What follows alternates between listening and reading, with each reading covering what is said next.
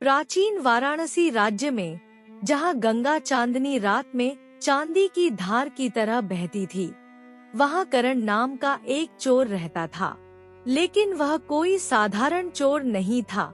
वह चतुर, संसाधनशील और सबसे कठिन स्थानों में भी चुपचाप घुसने और निकलने में माहिर था। लेकिन सबसे कुशल चोर के भी कभी कभी दुर्भाग्यपूर्ण दिन आते हैं, और करण का दुर्भाग्यपूर्ण दिन वह था जब उसने एक धनी व्यापारी के घर में चोरी करने का प्रयास किया। व्यापारी का घर भारी पहरे में था और करण अपनी पूरी कोशिश के बावजूद पकड़ा गया। पहरेदारों ने उसे जंजीरों में बांधकर राजा के समक्ष न्याय के लिए खींच लिया। सुबह होते ही करण राजा राजेंद्र के सामने खड़ा था, एक ऐसा शासक जो अपनी बुद्धिमत्ता के लिए जाना जाता था, लेकिन साथ ही अपने कड़े न्याय के लिए भी प्रसिद्ध था।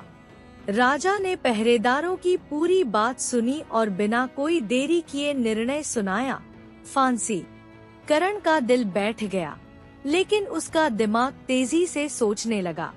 उसे अपनी जान बचाने का कोई रास्ता निकालना था।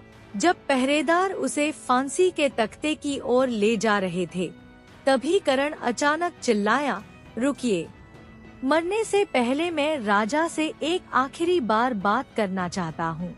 मेरे पास एक रहस्य है जो इस राज्य को अपार धन दिला सकता है।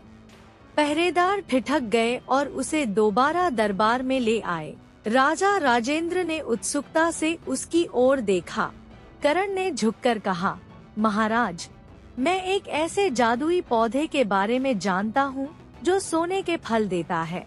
यदि आप मेरी जान बख्श दें, तो मैं आपको इस रहस्य की जानकारी दूंगा। राजा ने दिलचस्पी से पूछा, सोने का पौधा, और वह कैसे उगता है? करण बोला, सबसे पहले हमें छोटे छोटे सोने के बीज बनाने होंगे। फिर हमें उन्हें उपजाऊ मिट्टी में बोकर पूरी देखभाल से उनका पालन पोषण करना होगा। लेकिन इसमें एक शर्त है, इन बीजों को केवल वही व्यक्ति बो सकता है जिसने जीवन में कभी कुछ भी नहीं चुराया हो।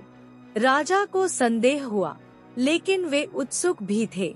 उन्होंने अपने सुनारों को सोने के छोटे छोटे बीज बनाने का आदेश दिया और महल के बगीचे में एक उपयुक्त स्थान चुना। फिर उन्होंने अपने सबसे विश्वसनीय पहरेदार को बुलाया और उसे बीज बोने को कहा।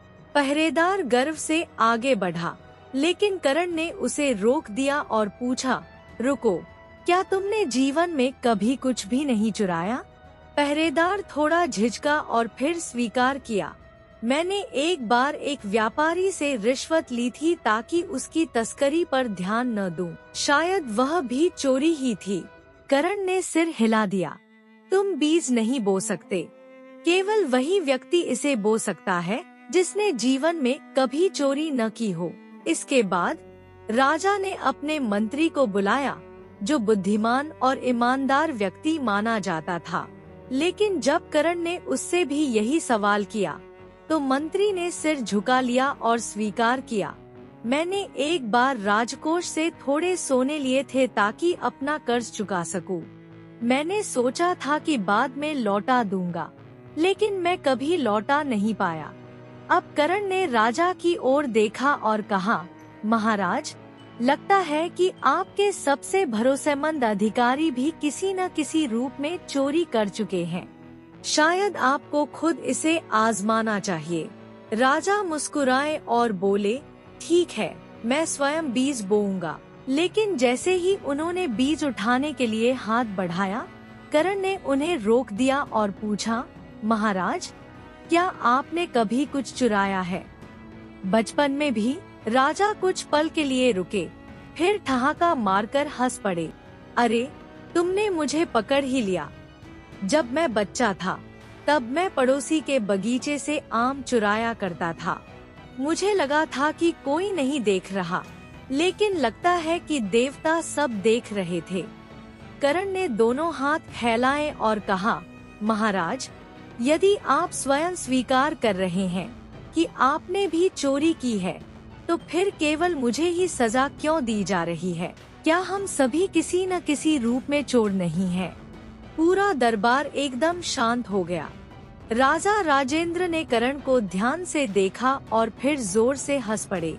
तुम वास्तव में बहुत चतुर हो करण, तुमने हमें यह दिखा दिया कि कोई भी पूर्णतः निर्दोष नहीं होता। ठीक है, मैं तुम्हें जीवन दान देता हूँ, लेकिन ध्यान रखना, बुद्धि एक वरदान है, इसे समझदारी से उपयोग करो।